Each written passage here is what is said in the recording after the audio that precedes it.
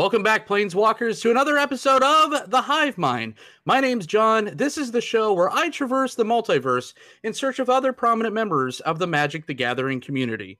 And while you're out there traversing the multiverse, Planeswalkers, why don't you traverse right on over to cardsphere.com. That's right, cardsphere.com is the best place to go buy, sell, and trade your paper Magic the Gathering cards. They also have pretty sweet swag, like this little hat back here. You can get t-shirts, all the good stuff. Go to txcp.store. That is the official site for Cardsphere swag. But without further ado, I would like to introduce who is planeswalking and joining me today on the Hive Mind. And that's planeswalking in from San Francisco, California, the lore queen herself, host of the Loregoyfs Podcast, Miss Smellish Norn herself, Michelle Rapp. Thank you so much for joining us today. Hi, it's so wonderful to be here. Thank you so much for having me on. And apologies, my cats will inevitably make an appearance, so heads up. Absolutely. I think it's fair to say that most Magic the Gathering fans are cat fans. I seem to see, like, on Twitter or any other kind of social media, a lot of people that I interact with have cats as their icon, so I think we'll be fine. Oh, good. Okay, great. I just, if you see like me scream and then see a couple of furry things come at my face and we cut out and then there's just blood spattering on the walls. What, bobcats, or are we talking about like house cats here? What do we have going on, Michelle? I mean, they're pretty docile most of the time, but I mean, part of the allure of a cat is that it's always never fully domesticated. That's true. Yeah. That is true. We bought, funny story. This is kind of digressing already, right? We're off to a good start. Funny story. My family had to talk me into buying our cat because forever I'm like, no, they're triangular face demons and I'm a dog person. But then I went to the pound and I found this tiny little thing that fit in like the palm of my hand. Oh. He was completely like gray, but then if you move the fur, he's like super white, like has a white undercoat and bright blue eyes. Oh. Just the sweetest little thing. We named him Sebastian. A week later, the cat's this big, like demon yellow eyes. And everyone has scars, but I still, he has converted me to a cat person. Yeah, no, that's pretty much how they get you. Cats are, everyone's always like, oh, cats, they're incredibly independent. They don't like being around you. They don't really, I think that there's a cat for everyone out there. Sure. Definitely cats, they're more dog-like. My cats are, I have one cat that's very dog-like. He likes to fetch hair ties and he brings me tributes in the night, kind of like a stray, but instead of lizards, it's like random bills that we left out or receipts or hair ties or a bit of... He's an accountant, basically. A little bit. He's like, hey, just want to make sure you're like heads up on this Comcast bill. Did you take care of this? So I'm like, I have electronic payment, Mr. Fluzzy. Fine. Well, at least he's looking out for you guys. Yes, and I pulled a special drink this time. I think for the first time doing the show. I am drinking coffee out of my giant Jack mug, but I have a little bit of craft rum in here. So it's a little cold in the Pacific Northwest right now, so I need to drink accordingly. Do you have a special guest, Michelle? Yes, I do. I have a, let's see. So on the recommendation of my friend Amy, when I told her I had some like nice bottles just sitting around, I don't drink very often, but when I do, it's always nice to have company. So I busted out one of my nicer reds, which is a Stag's Leap Wine Cellars Fave 50. It's a 50th anniversary Cab Soft 2011 from Napa Valley. Notes are very much fruity, unctuous, a little bit of spice, really nice mellowy French oak on the bottom, just rounding out that earthiness right there. And I just let it sit for about 20 minutes to let it breathe, and it's great. It's a great bottle. It's about so we don't need to talk about Magic. We could just, I am the biggest wine snob as well, so let's just do a wine podcast today. We're sorry, everyone. It turns out we planeswalked into Napa. How great would that be? There would be no war, right? Yeah, no, it would be wonderful. No war in the multiverse. We just need to get Nicobolus like a nice bottle of Stag's Leap, and I think he'd be right as rain. Oh yeah, no, definitely. We need like several magnums though, because he's a big boy. Oh man, we just started carrying those Magnum bottles of like Cook's champagne. Those are so baller. I would never drink one because it's just the worst, but I just like having them like to look at. I just think they're so funny, like the biggest bottles of. It must be so heavy. Champagne bottles are already heavy. Yeah. It's like I imagine the bottoms are like this thick or something just to keep it. They're incredible. I want to drink. I want to pour out the contents and fill it with sand. This is kind of a difference. We actually met each other at GP Vegas back in 2017. I mean, fresh out of maybe doing one of my first shows ever. So you're probably like, who's this weirdo? But we did get to talk to each other a little bit. And that's a little bit different because I haven't really interacted with a lot of people in person. So that's great. Do you have any plans on coming up to GP Seattle next year? Oh, absolutely. So I will definitely be there during GP Seattle, although things are a little, the way that they structured the GP schedule is not reflective of what we've been seeing like in previous years. So I think GP Seattle is in June and then Vegas is in August, which makes me very unhappy because Lady Gaga is doing a residency for a year and it ends right before the GP. And I'm just like, oh! Just means I have to get to Vegas earlier. But yeah, no, I do have plans. The next two GPs I'm doing this year are both Milwaukee, which is in a couple of weeks, and also Portland. Just rounding out the year. I think a lot of folks are heading to Portland. Are you heading to Portland? I might just head to Portland. One of our mutual friends keeps telling me that it's just a very short train ride away, and I'm kind of a sucker for that. So I might put that into play, but I don't know for sure yet. But definitely GP Seattle because I missed last year, and I live here now, and I just kicked myself the rest of the year. It's GP Seattle is one of the best GPs I've ever been to, only because it's just a great town. There's so many wonderful people. I think a GP pretty much boils down to the people that you hang out with.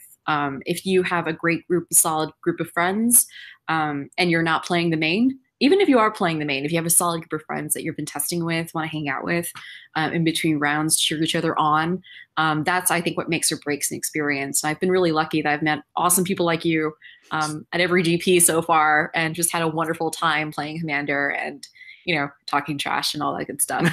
Absolutely. So as we do on the Hive Mind each and every episode, we kind of took a little bit longer this time to get there. But what is your Magic origin story, Michelle?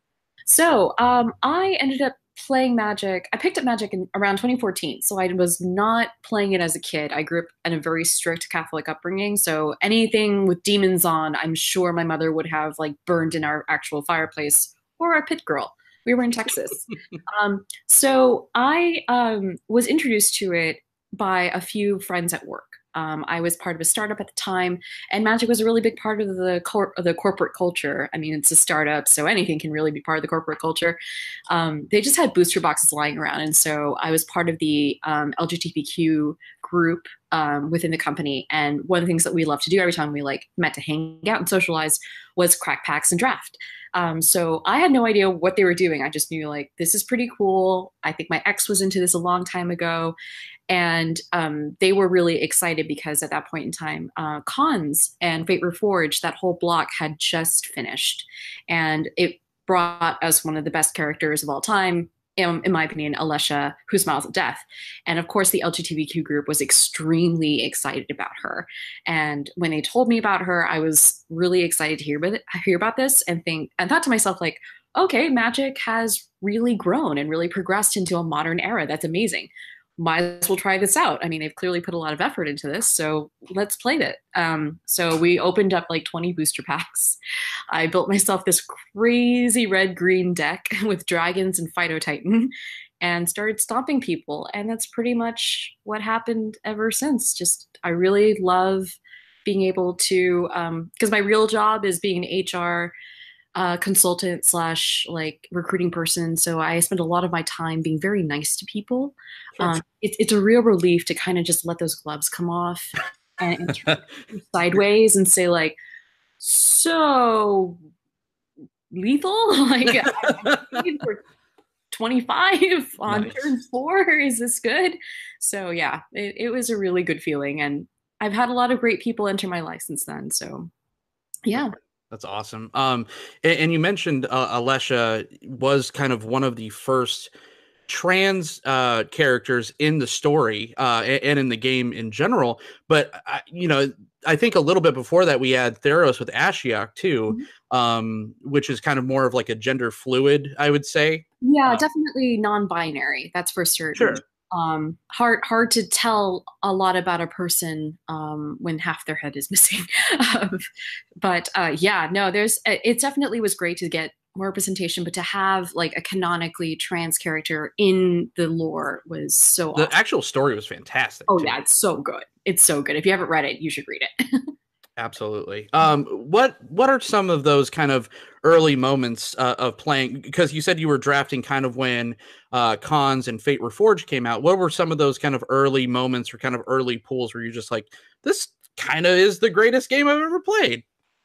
So I actually really fell in love with the Mardu when I was drafting cons and whatnot, just because I think the thing I loved most about the game immediately was how quickly you kind of find your niche in terms of play style and personality. Sure.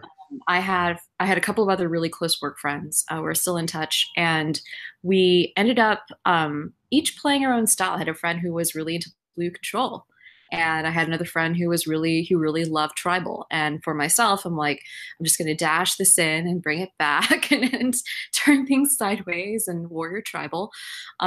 And I think that's what I really liked about that. Also, the after the lore and sort of the gameplay, that what really grabbed my attention was also just the color pie and the way that worked as a foundation, not just for gameplay, but also for the world building that kind of like emerged from that whole thing.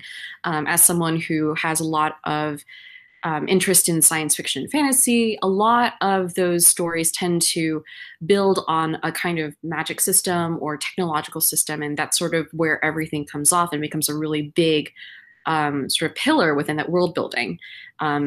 Seeing the way that magic takes a color pie makes it really flexible and consistent in every single iteration we've seen from Mirrodin to Theros has been really amazing. So I really enjoyed kind of seeing that same magic system, as it were, kind of become reinvented and reinterpreted, and same themes kind of pop up over and over again. Absolutely. Yeah, not too shabby for a game that was created as basically a time sink in between games of D&D, and it just wound up becoming, in my opinion, and this is arguably the greatest game of all time, and went on to influence so many things. And story-wise, you hit the nail on the head. It's that kind of color pie system just lends to endless stories and lore and all that, where you could just take different ways, and then you could play with it too, because in the beginning it was very much like black is evil and demons and stuff, but now it's just like, but black can also just mean that you're really driven, and it has its own set of rules, but when it breaks its rules, it's the best it ever is. It's just amazing with what they've been able to accomplish with a simple game like this. Oh yeah, no, definitely. It's an incredibly deep, complex game. It's a lot like, I don't even know how else to describe it. It's a lot like a really good wine. Like Yeah. you open it, and then the first hour you're just kind of like, okay, it's cool, but then like the second hour it opens up a little bit, and you notice new notes and new nuances. So yeah, it's a really amazing experience. Magic is so it's not just a game, it's an experience, and I've had a lot of fun, some tears along the way too, but a lot of fun. Absolutely. So how much Magic are you playing now, and what is your favorite format now? So I play Magic at least a few times a week. I usually play Draft or Commander. That is typically how it goes. I have friends who have been luring me over to Modern for a while, especially with Chalice that happened with the whole block party and whatnot. Gave me a little taste of it. Still deciding whether or not I want to invest in a Modern deck. It's not a small investment, as anyone who plays the format can say.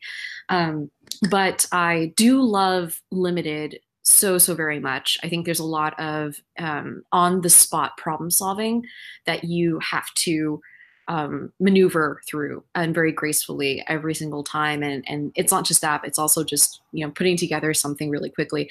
It's a little bit like MacGyvering together, a machine. It's like, you're stuck in a room with like bubble gum and rubber bands, and, there's at least like a couple of lamps and one bazooka, and you have to create like a plane out of it. And you're like, okay, well. Yeah, it's so apt though. Like it truly is. And it's I like limited because you get two games in one, where yes, the constructed format is you kind of get to, that's your baby, right? You've made the choices to present that to the table, but it is that other second mini game of putting together cards. Like you said, you have just bubble gum, a bazooka, and a prayer sometimes, and you're just like, 5-color F it, let's see if it works. Yeah, and it's so when I was in high school, I used to be on speech and debate, and I did impromptu and I did extemporaneous speech, and so a lot of that was on the fly. Like, you have to answer a really big question concerning current events, and you have half an hour to put together a 7 to 10 minute speech. And so there's a lot of thinking on your feet and like referring to like, oh God, do I have enough clippings on like Medicare and whatnot to make sure that I can create a coherent speech that argues one way or another when delivering the speech. And so I think that limited reminds me a lot of that experience, a lot of that like, okay, well, I've got a prompt, I've got to create a structure, I've got to make sure that this makes sense and it comes together well and that this flows really nicely. And so the same way kind of applies. The same methodology kind of applies to building a deck in limited. You sit down and you're looking at, okay, what am I playing turn 1, turn 2? What's my ratio of spells to creatures? Ideally, how am I sequencing this? And so, I really enjoy that sort of on the spot thinking. I like being able to sort of challenge that part of myself time and again. Do you have a certain like play style that you seek out during drafts, or do you kind of let the set kind of dictate that, and B, the table kind of dictate that? I think more of the latter. I think one of the biggest things that will help you as a limited player is to understand when to put on the pressure and when to ease off, and understand where the cards are going to go. So it's very much like almost like a dance. Like, you sort of figure out, okay, is the table I'm dancing with this table, is this table pushing me in one direction? If so, then I'll go ahead and move that direction and hammer that as hard as I can. Or is no one knowing what they're doing and I have to make a stand, because people are sometimes like, oh, I'm not sure where to go. And so you're like, okay, I need to set some structure. That way people understand I'm in red, black aggro. Right. This is why we can't have nice things. So it depends a lot. And I think that's a key part of a successful limited player is flexibility. Oh, absolutely. And you mentioned Commander once in a while or weekly. Who's your favorite? I know you mentioned Alesha, but do you have any other kind of go-to generals? Gotcha. So my husband and I are huge Commander players. My husband is a wonderful brewer. He's an engineer, so he likes putting together things and seeing how they work. So that he's very much a combo player. But between the two of us, we basically have different tiers of power depending on who we're playing against.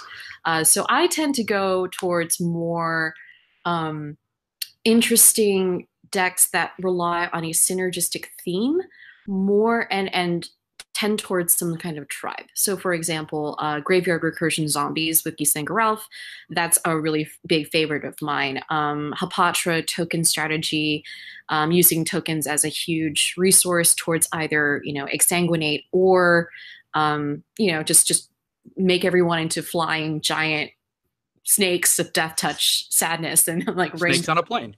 Snakes on a plane. I'll drop the monument. There you are. So I tend to go more towards that direction in terms of attitude. I've always said like I view Commander as almost like a free-for-all WWE wrestling match. And I love taking on the personality of a children's like television villain. So like Rita Repulsa or something like that. Like I love to present a giant threat that can be addressed. I really like to have people interact with me if that's possible, because it's not really a lot of fun for me to just storm off and like no one can do anything and now we move on to another game. Sure. It's always nice to have that back and forth tension so that other people can have fun, other people have the opportunity to interact with you, you have the opportunity to interact with them, and that's sort of, for me, what playing Commander in a group is all about. We have fun with one another. So the experience of the group is just as important to me as, putting together a deck that makes sense. Absolutely. I think I probably build decks very similar to you, where I do want these big scary things to happen, but I do like it almost like in D&D, like certain campaigns or whatever, where it's just like, now you guys are going through the ringer, but there is an out if anybody has X, Y, or Z. Yes. But sometimes you have to, I do put a couple, if I can, like combo pieces, maybe one or two to tutor for, because sometimes the game just has to end. Absolutely. I absolutely agree with that. I think that my favorite decks are the ones that have multiple ways of winning. Like my Amina 2 deck, for example, there's a lot of Blink and Flashback. I have this combination with Amina 2, Felder Guardian, and Vila the Nightclad, where it's basically just them bouncing one another into perpetuity and making everyone's life totals go to zero. But I also have other ways to interact. I have, ways of getting angels out there. I have other ways of, appearing to be a lot scarier. But I completely agree with you. Sometimes people just can't. Sometimes it's just people just can't seem to draw anything, and you just have to get in there and end the game because people have to go home. Yeah, and sometimes it's really cool. Like people put their all, especially into their commander decks, where they're just like, I'm gonna put this out, and then this, the peanut butter and the jelly, and then you add the bacon and the honey and all this and the celery. And then I know that's a really bizarre sandwich I just made, but you into the celery. I'm like, you're like, I got you. No, you're gone. But yeah, it's just like, yes, I like seeing this big, weird monster that you're building, but then it's like, 3 a.m. It's like, okay, so I'll just insanguinate with the exquisite blood. Okay. Is that fine? But yeah, I mean, Commander is just such a fun format. I mean, there is some great stuff with Modern too. I don't play as much Paper Modern as I used to, but I always try to go those kind of like tier 3s, flirting with like tier 2s, like But even those, like you mentioned, like I consider Naya Allies as a budget deck, but that was still like $650. Mm-hmm. It's tough. The price of Modern is very high. If it is, I don't know if I would say it is too high, for I'm not a finance person. But given how much we're seeing it on like the GP circuit next year, I really hope that more decks come in that are more viable and also more affordable for players. If only because like graduating from a standard tier deck to a modern tier deck in terms of price, like that's a lot to ask from folks. So sure, I'm hoping that and then you have the price of admission and whatnot. So it's like, yeah, it's a lot. It gets kind of rough, and then especially when our WotC comes out with new premium products all the time. Oh boy, we don't have enough time. No, we don't have enough time. That's a whole other show, and probably another bottle of wine. Jeez, but let's talk a little bit about. I mean, the things that let's keep on the positivity. Let's talk about the things that you personally love, and that is the lore. You have become such a lore aficionado. I kind of refer to you a lot with those kind of questions and projects. I also am a huge lore fan. That's kind of what got me into the game, because I love movies. And Magic, certain storylines could be very thematic. I still can't believe we don't have a Magic movie, but again, I digress. But going back to Wrath and Storm, probably my favorite storyline of all time. What is your favorite storyline? And what really got you into kind of going down the rabbit hole of just being really involved with the lore? So I have been reading lore for a while. I guess since I started, just to see what was going on, because I was getting to the game, and part of, I'm sure that a lot of other folks out there feel the same way. Whenever I get into like a hobby, I get real deep, and so I'm just like, I will learn all the things. Like when I got into pottery, I'm like, I will learn all the things about pottery. So Magic was very similar in that regard, and my friends and I. My friend used to own Yosh. He still does production for the Loregoyfs, but he used to have his own recording studio, and it was pretty awesome. We would go there and record our podcast, and we thought, Lore would be funny because we joke all the time about what if this happened, or what if Gideon had his own range of protein shakes? What would that look like? He doesn't? You'd think he would, given how much he God, I don't even. I have so many questions about so I've been working out a lot more, and the more I do this, the more I ask myself, like, how does Gideon keep himself in shape, and how does he not seize up all the time, like doing all this stuff? Anyway, that's a whole it's genes too. He was he's from Theros, and they're all pretty svelte in Theros. They're pretty svelte. I'm just like, how do you do all this without needing serious physical therapy all the time? I don't know. Anyway, so I where was I? So that's kind of how I got into the lore as part of this whole thing. We love talking about lore. My co-host and I, Justin, Bob, Yosh, and AE, we love talking about lore. We're not so serious about it that we can't make fun of it. I think it's sort of our angle on lore. I mean, we care about it a lot and we love it. That's why we make fun of it. Sure, absolutely. Teasing sibling. But the storyline that as of late had really like basically took my heart and like tore it into little pieces and then put it in a juicer. And then the juicer was Bluetooth enabled, and so it like pressed the juice from a remote phone into a glass. Add the celery, right? And the celery. Yeah, no, that was part of the juice. Was Ixalan. Ixalan's storyline. I have never in my life felt such deep, like strong emotions for a storyline, and also hated the limited environment at the same time. The dichotomy, right? Oh God, I felt so conflicted. I was like, I love this story. Yeah, one with the wind plus this hexproof dude. What the hell? Everyone's drafting Merfolk all the time.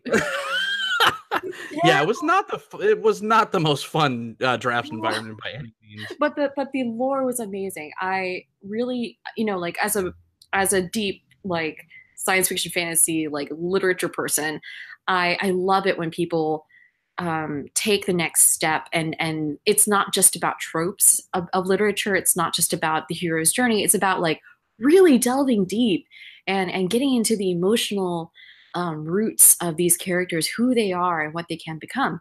For a long time, we've seen the Gatewatch 5 / the Loregoyf 5 kind of represent these sort of different archetypes. And Jace was always this sort of like, I don't know, snarky bad boy who's too smart, and he's so snarky because he's smart kind of kid.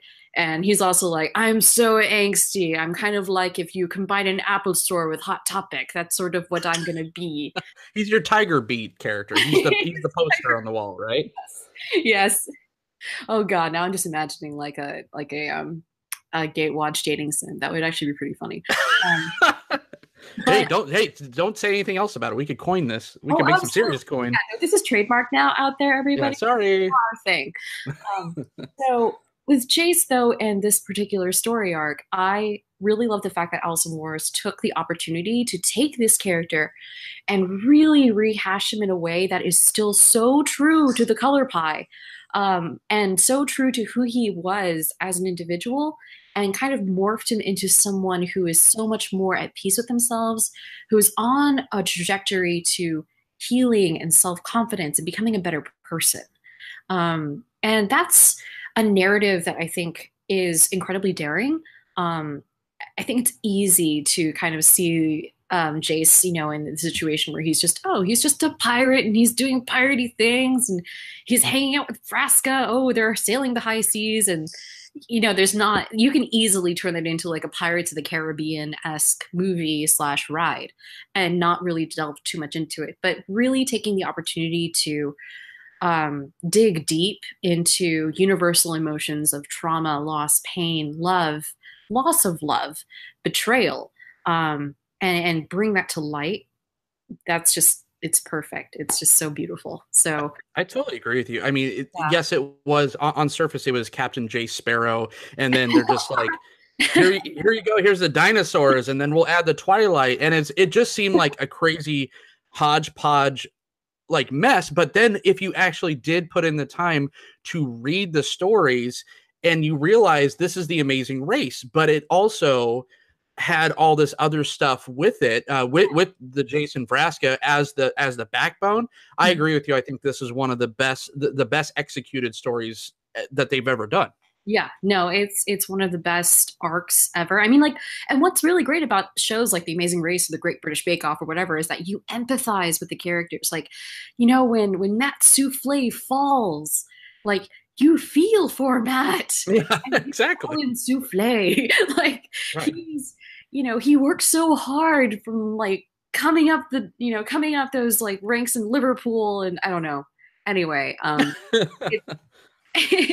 but anyway, it's just amazing to have witnessed this beautiful golden age of Magic story. And yeah, it was a little rough coming off of, I think it was kind of timing too, because Kaladesh really was the, I don't know, like Urza, and it was kind of that broken as the Urza and the Mirrodin, like the first go around of Mirrodin, like it really did some bad things. And then you went to Shadows over Innistrad, which I think was kind of a fumble, and just as sets go. But lore-wise, yes, Jace was kind of coming off of a big kind of ego boost because, you know, he kind of solved the mystery, even though it didn't turn out great, and he kind of got his ass kicked a lot, at the end of Shadows over Innistrad, and then at the end of Amonkhet. Yeah. It was nice to kind of strip him down from everything he was, and kind of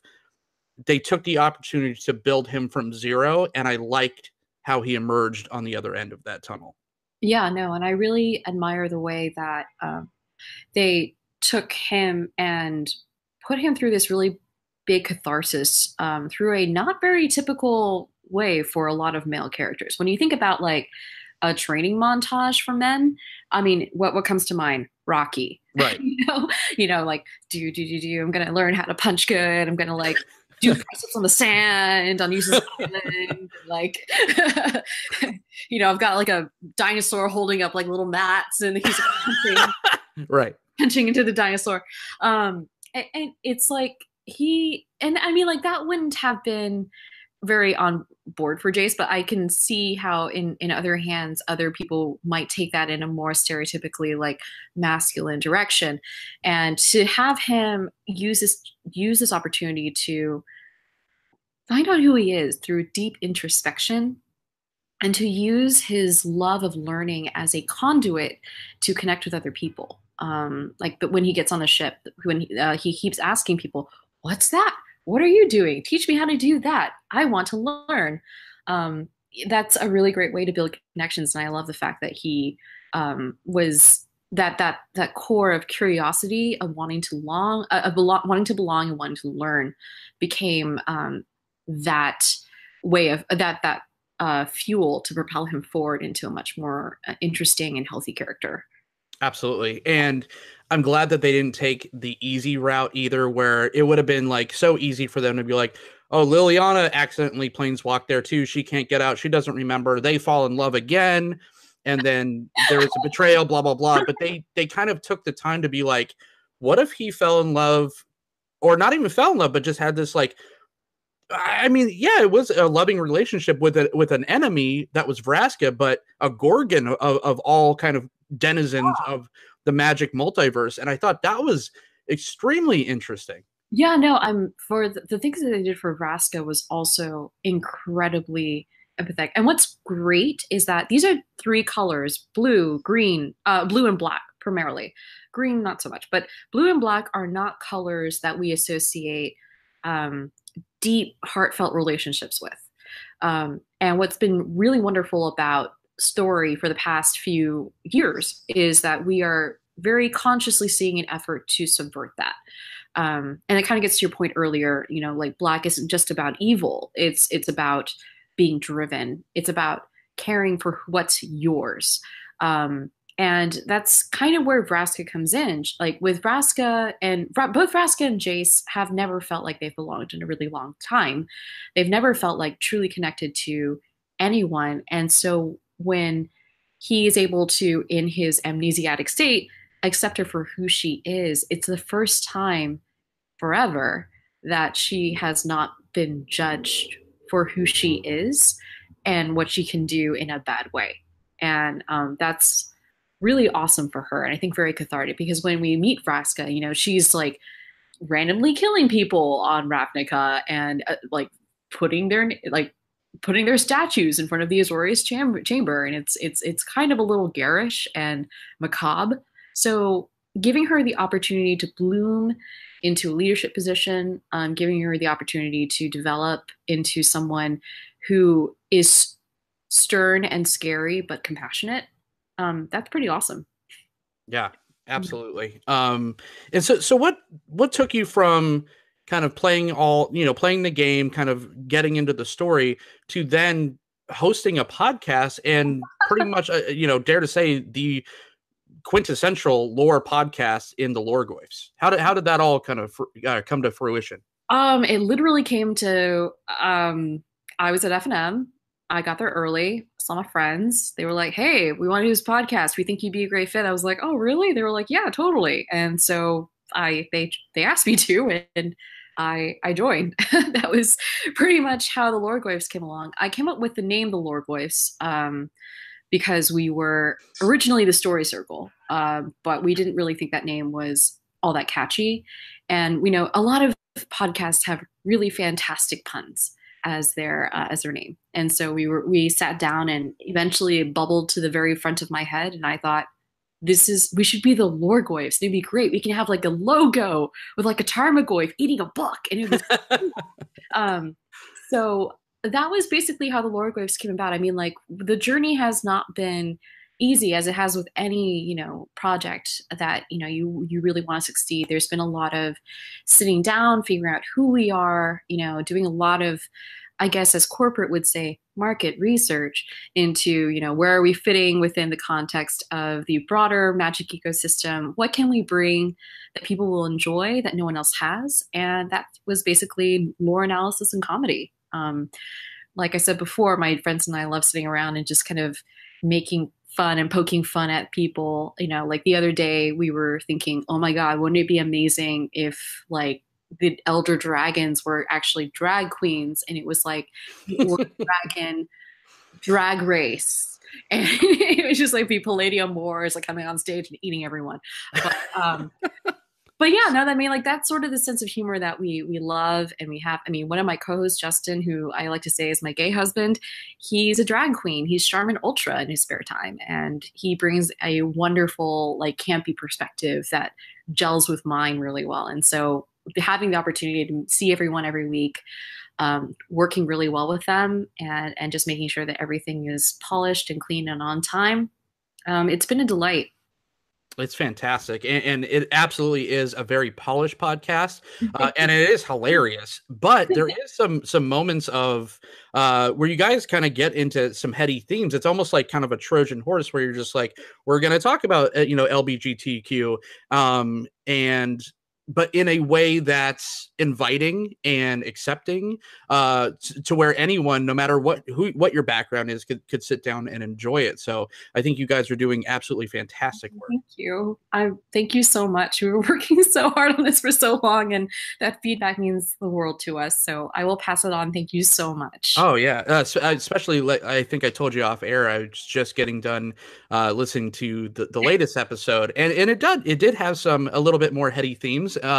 But it was just done in such a fantastic way. Great intro, by the way, about the cats and everything. Go, after you watch this show, go over and tune into that one. But yeah, I mean, you guys it's such a clean, that's the best adjective I could give. It's just super clean, super on point, but hilarious and very, very entertaining.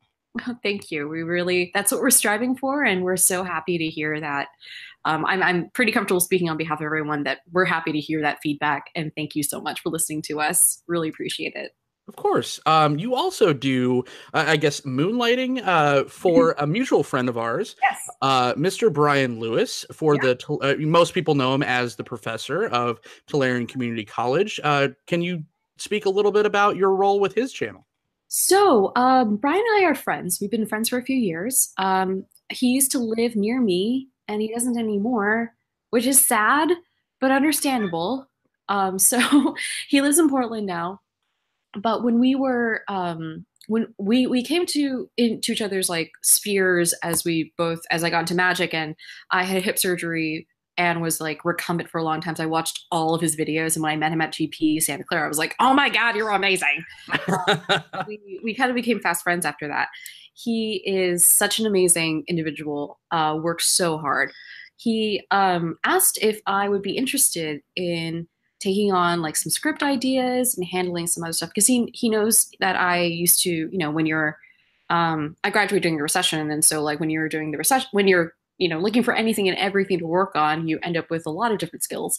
So I actually helped him a little bit with some behind the scenes stuff in terms of business licenses, in terms of like helping him find accountants and things like that. So just keeping business operations online. But I also delved into script writing, which was a lot of fun. The script that I did that we collaborate on for his Rivals of Ixalan preview card. That was one of my favorite projects I ever did with him. It was so much fun.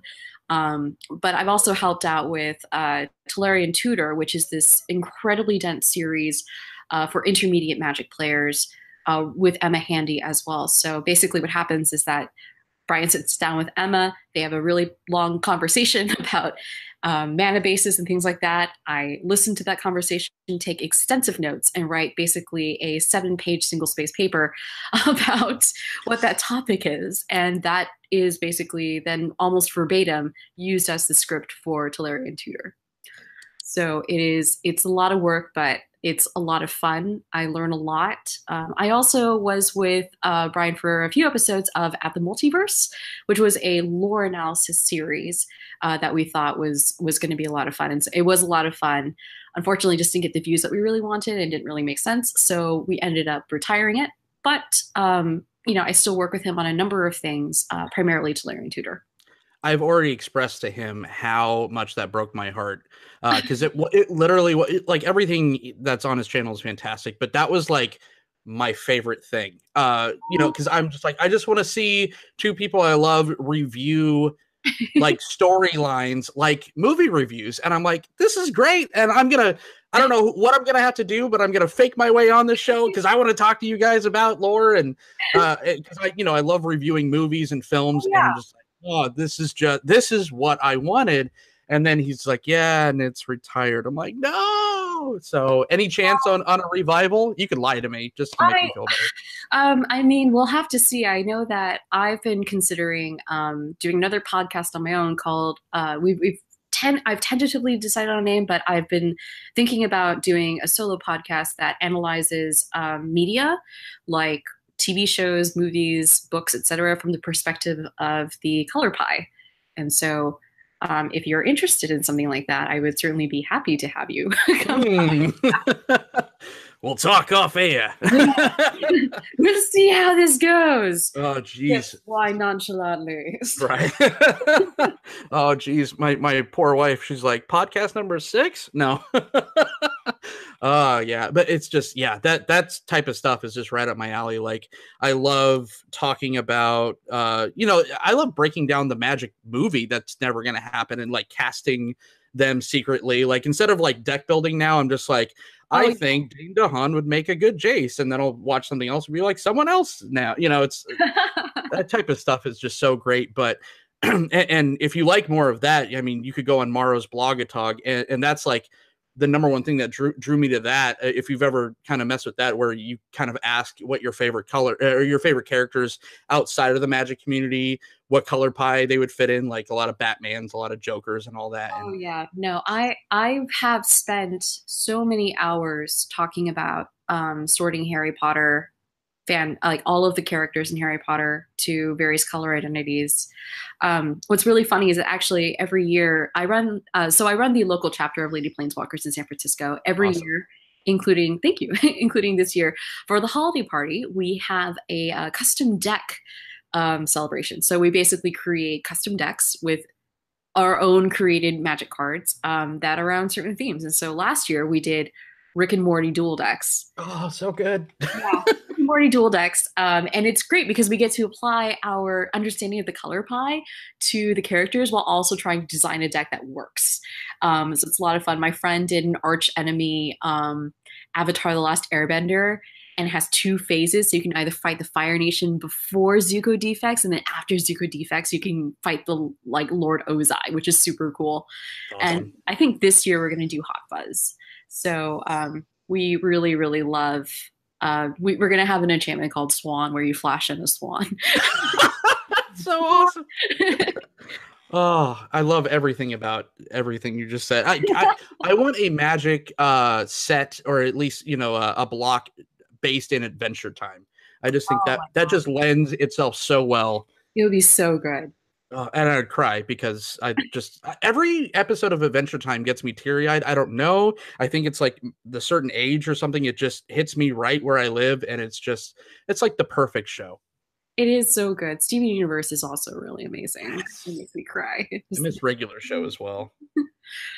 All right, and so, you actually recently, trying to focus back, because I mean, we could really talk lore all day, but you recently competed in the Chalice event that you mentioned earlier.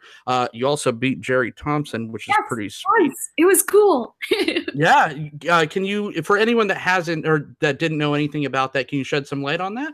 So I was really fortunate to be asked by Card Kingdom to be part of the 8 personalities / magic celebrities, aka me and people who are more famous than me, to be part of this charity drive for Big Brothers and Big Sisters of Puget Sound. So the idea was basically to raise money for this particular charity, and then we would get together and play lots of Magic and see who won. There were 3 different formats. It's very complicated, but the amount of money we raised kind of gave us benefits and boosts and whatnot. So that way we could actually, like for example, because people had retweeted my tweet a bunch of times. I got got a perk that allowed me to start a game with 1 extra card. And that was really cool. Other people got similar perks. But the 3 different events, it was over 2 days. We played Guilds of Ravnica Limited. We played the Card Kingdom battle decks, which are all designed by Chris Van Meter. I made it to the finals against Chris Van Meter. And to be fair, I lost against Chris Van Meter, but if I lost to the person who designed all the decks, I'm okay with that. Absolutely. He's no slouch of a player. Oh, no. And it was really brutal. That particular matchup was just not favoring me in the slightest, but I think I did the best I could. The last format that we played was this new format that they created called Block Party. So depending on the amount of money you raise per week, you could draft from 16 different sets per week. And those then you construct a deck made from the sets that you drafted from that particular 3 to 4 week period. So I walked into that. First of all, when I got the brief, I was like, "What the what?" This is really complicated. So I brought together the first thing I do whenever I tackle a problem like this is that I like to form what I call my Armageddon group. Basically, when you face a really great problem, you have to assemble a team to really tackle it on, kind of like Ocean's 11. So I brought in my team of experts and was like, okay, we got to make sure that we don't look like an idiot here. So how can we make this happen? So that's where we came up with the Living End plan.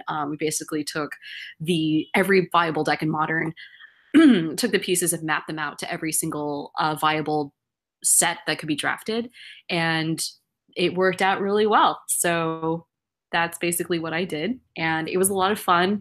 I did beat Jerry Thompson during the battle deck format, but to be fair, he was playing a deck that was very aggro and just happened to fizzle out on lands and whatnot. So don't mitigate that. That's an achievement.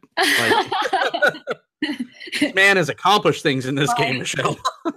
That's fair. I will put that up next to my beat Cedric Phillips and then beat Terry Thompson Yes. in my little plaque. We'll put that on your Wikipedia page. Yeah, so on my tombstone, I'll have like beat Cedric Phillips at GP Vegas 2016, beat Terry Thompson, Chalice 2018. Nice. Well deserved. That's incredible. He's such a cool guy. I got a chance to meet him at Card Kingdom. Yeah, and he was just so gracious and such a cool guy. A really wonderful person. Like genuinely, like if I'm honest, like there are a lot of people who are famous within the Magic community who are not great to hang out with in person. He is awesome to hang out with. He is such a cute, funny, really lovely person. 10 out of 10 would hang out with again. Yeah, 5 out of 5 stars. Put that in my Yelp review of Terry Thompson. Nice. And if you don't mind, let's kind of back it up a little bit. We're going to get into a little bit of tougher stuff. This community, as fantastic as it is, it does have a little bit of turmoil from time to time. Mm-hmm. To a point where at one point you had your original Twitter account shut down permanently. Yes. We don't have to go into extremes, gory details, any of that, but what is your kind of broad stroke commentary on kind of what went down and just kind of the ickiness side of the community? So, as a lifelong geek / nerd, I have been very interested and involved in, science fiction fantasies / gaming, well before Magic. And 2014 was, I believe, when Gamergate went down.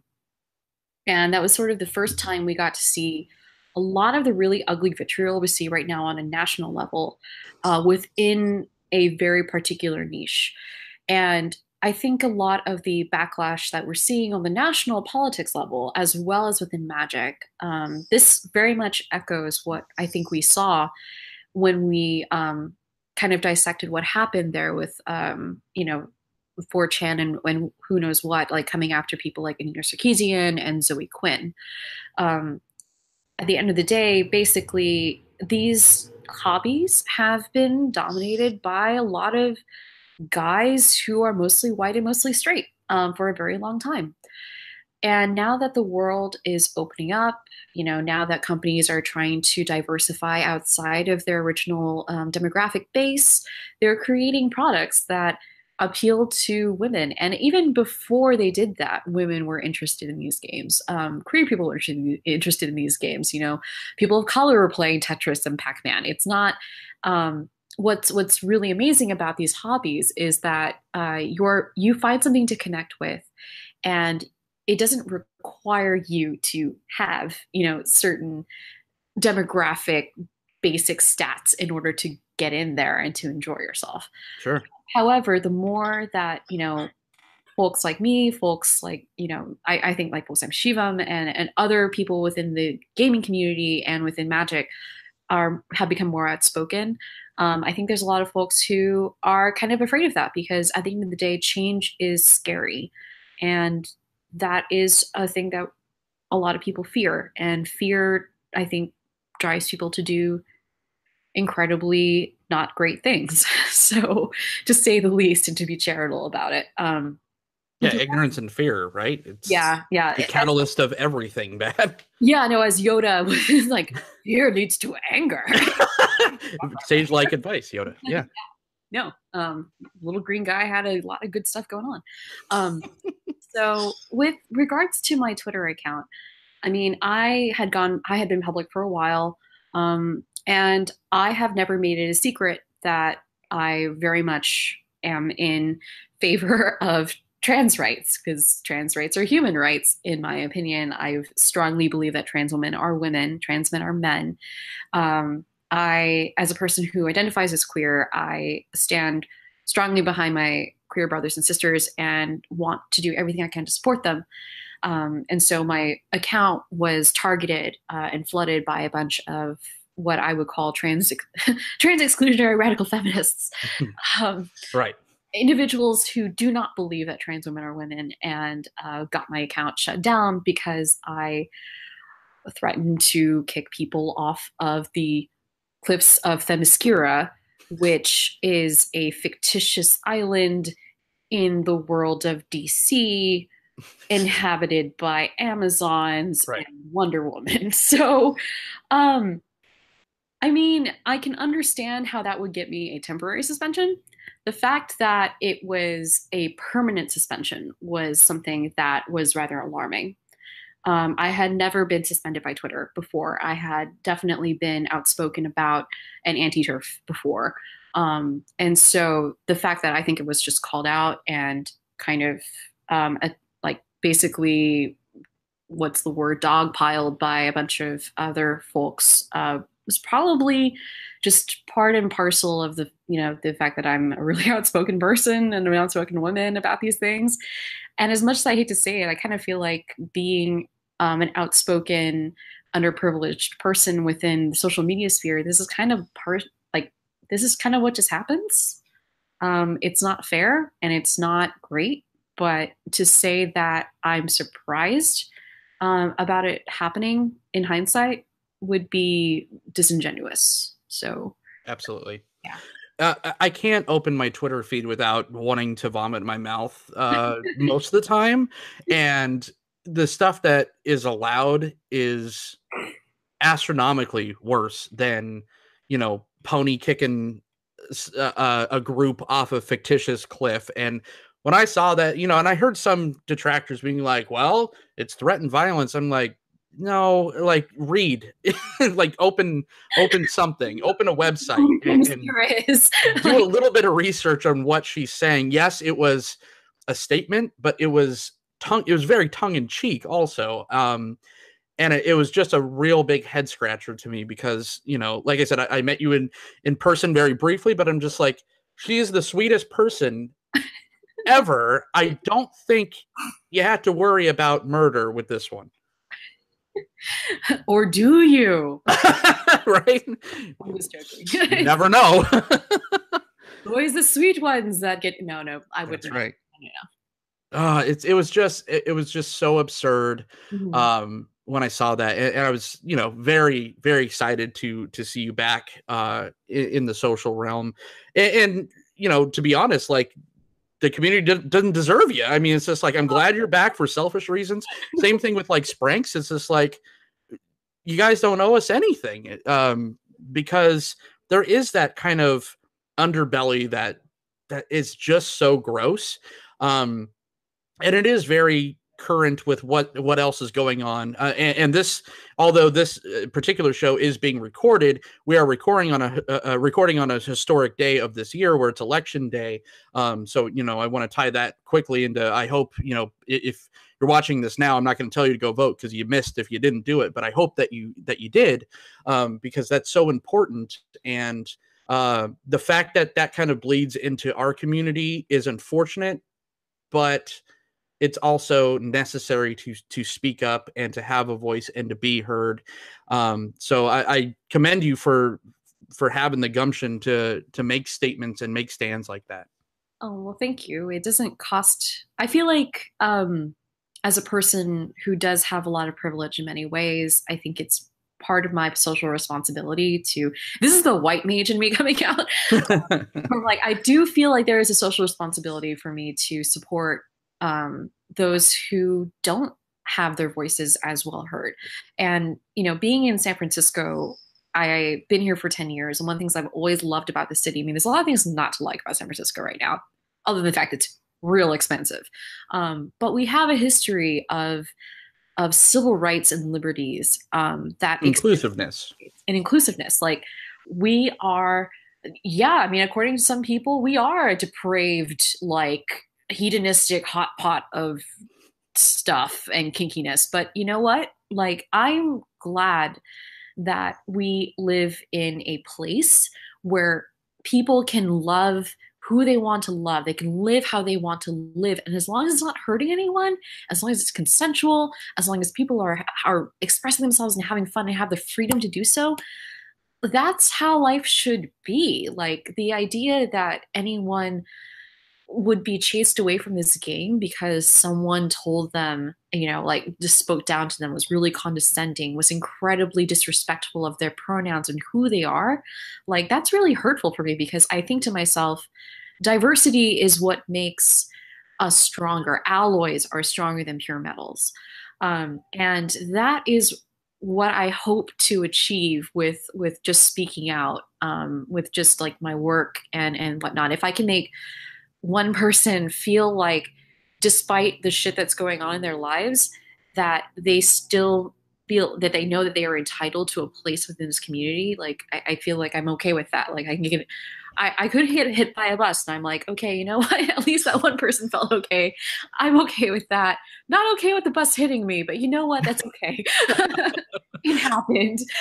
So, And it's like the community, player, actually not so much the community, because I think you have to have that certain outgoingness, for lack of a better term, yeah. to be a content creator. But for the most part, just Magic players they tend to be a little bit more insular or, introverted. And then throwing that on top of other, issues and walls, and to have someone like you that is kind of speaking out for them is very important. I just want to say thank you. Oh, well, you're welcome. And I'm just really happy that I'm able to make a difference. It's not like, of course, bringing equality and feminism and basic rights to the Magic the Gathering community. It's a very small sliver, but I feel like that's sort of the flag that I have, and I'm happy to wield it and wave it for as long as I can.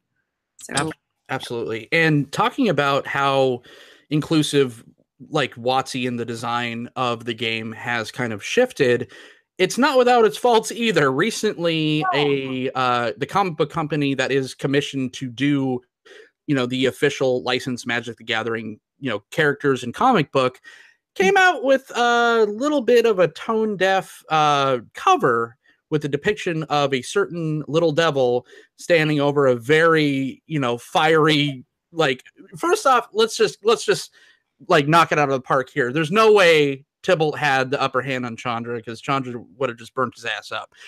However, it was just a very bad look. And yes, I grew up in, the kind of late 80s, early 90s, where, you had Marvel comics and DC comics where it was, they sexualized women, and there was a lot of that kind of thing. So on first glance, I'm looking through it. Yeah. And I'm just like, okay, this is kind of a bad look for the times, but I'm like, I've seen worse on X-Men comics and Spider-Man comics when I was younger, because I was really into comic books.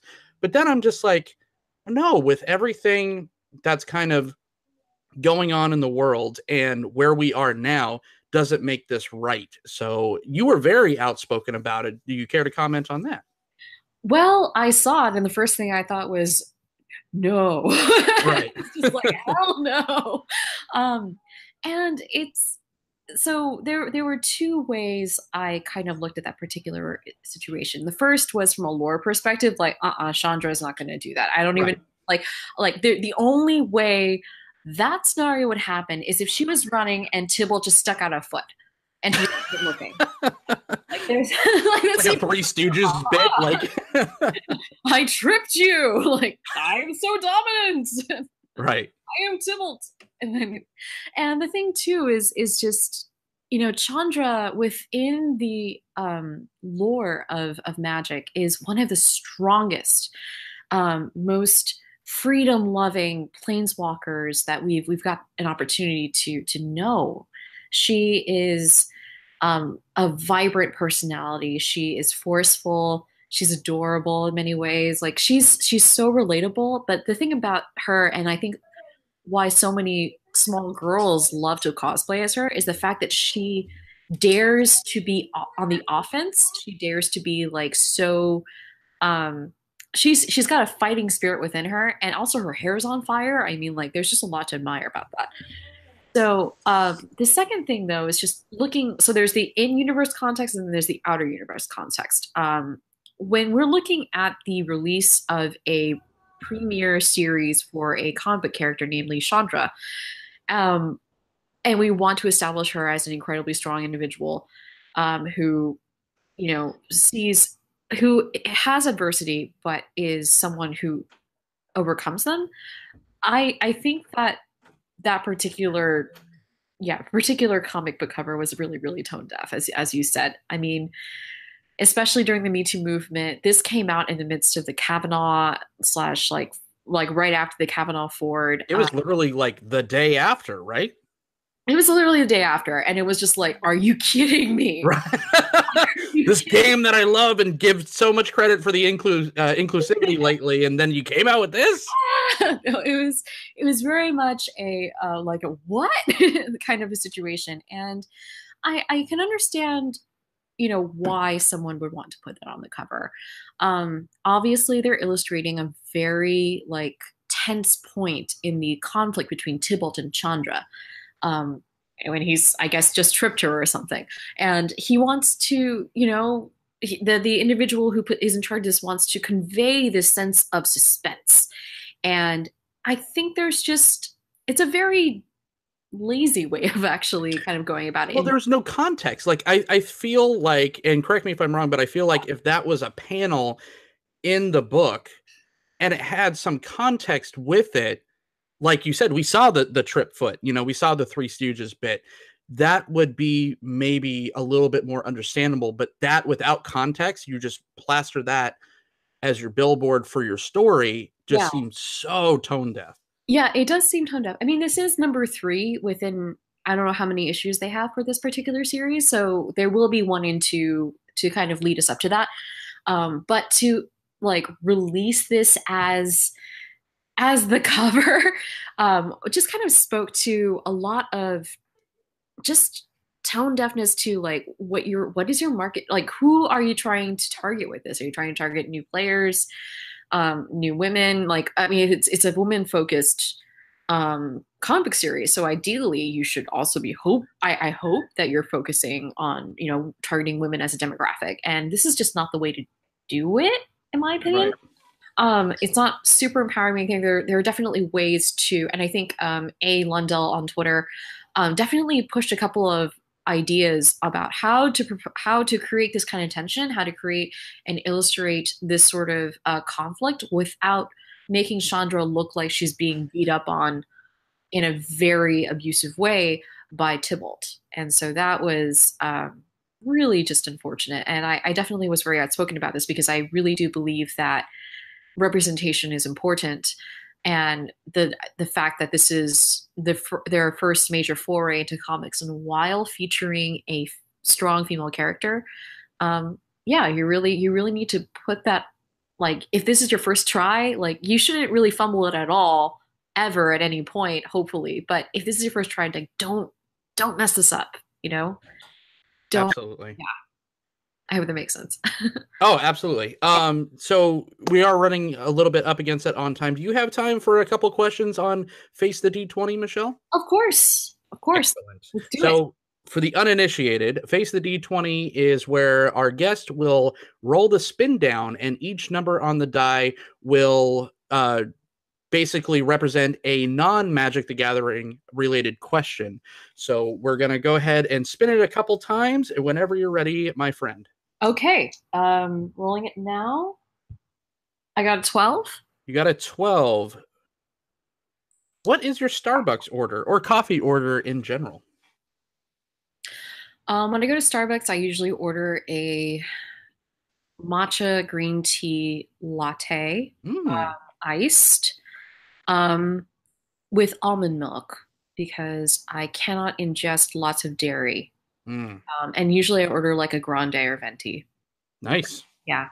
All right. That was the first time we've had that question. So anytime at GPs and everything, you're going to be bombarded with this drink now. What's really funny is that baristas don't normally like mix all the powder together. So I'm usually like there for about like 10 minutes, just like stirring this thing up. My wife worked for Starbucks for I think the past like 11 years. I actually met her at Starbucks. I went in for a coffee and left with a wife, which is great. So if you ever, or when you come up to Seattle, we will make sure that the drink is on point. All right. All right. Second question. Second question. And the number is 10. Number 10. Most embarrassing drunk story that you can tell. Oh, gosh.